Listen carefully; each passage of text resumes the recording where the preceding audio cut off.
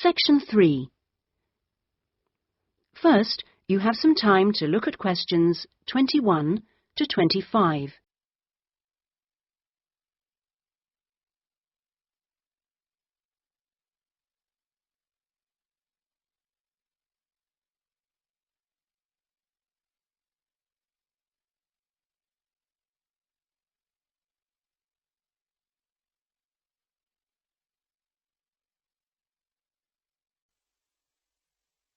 Now listen carefully and answer questions 21 to 25.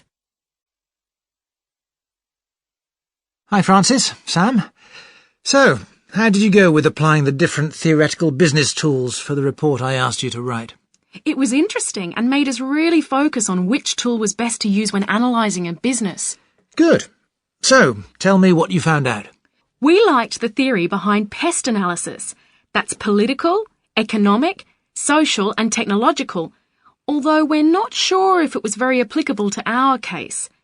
Some of the other groups had studies for which it worked really well and they said it was easy to use.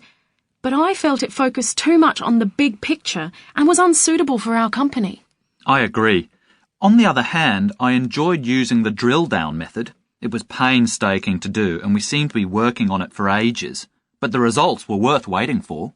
Yes, I liked the way it eventually broke down complex problems. Yes, I much preferred doing the PMI analysis. It was so straightforward to break down into its three components, plus, minus, and interesting implications. You just needed to brainstorm these components and then write them up. Fast and effective. And it didn't make your brain hurt doing it. I agree, and you don't need any special training at all. Anyone can use it. So, was there any tool that you thought was superior to the others? In my opinion, the one tool that is critical to business, especially for larger companies, is Pareto analysis. If they applied Pareto analysis, they would see that by focusing on the critical 20% of their problems, they could generate 80% of the benefits. This would allow them to work faster, and it also reduces their workload. It's all about finding out what their basic problems are. I agree with Francis about Pareto, but my favourite was the SWOT analysis. You know, looking at the company's strengths, weaknesses, opportunities and threats, as it can be used in so many different situations. It works in large and small companies, and even down to departmental level. It was great for our case study. Yes, that's true. Before you hear the rest of the discussion, you have some time to look at questions 26 to 30 on page 6.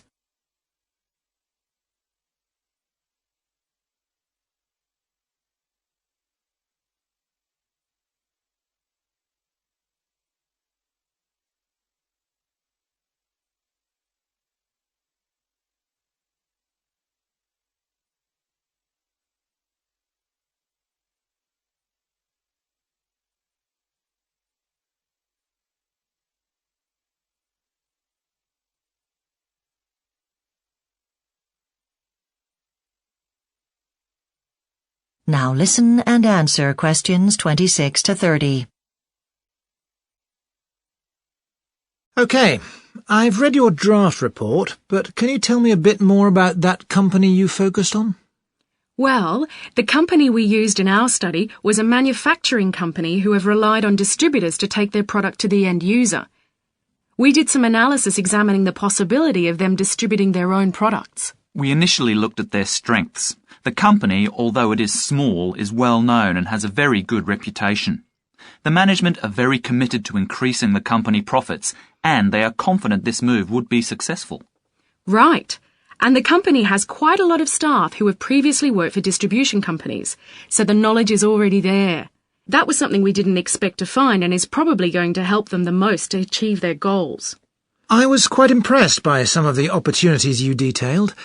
I did think you missed something quite pertinent to their future growth, however. What was that? You didn't consider the potential for establishing an offshore division. You talked about the company negotiating better terms with its suppliers.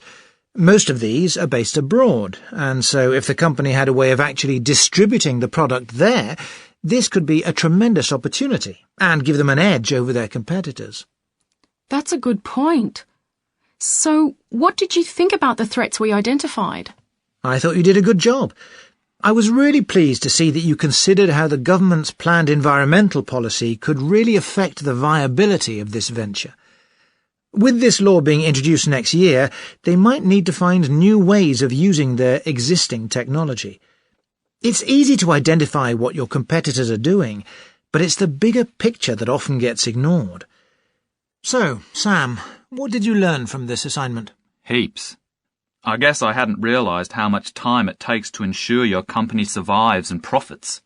It was great to study the different tools in books, but applying them in the real world was much harder than I thought. It was a great learning experience. I'm glad I could make your assignment relevant. I'm basically happy with your report. You've got the format correct, with the necessary headings, etc., and you've got sufficient details under the different headings. Just remember to state whether or not you think the company should go ahead with the new venture. But you've done a good job so far. That is the end of section 3. You now have half a minute to check your answers.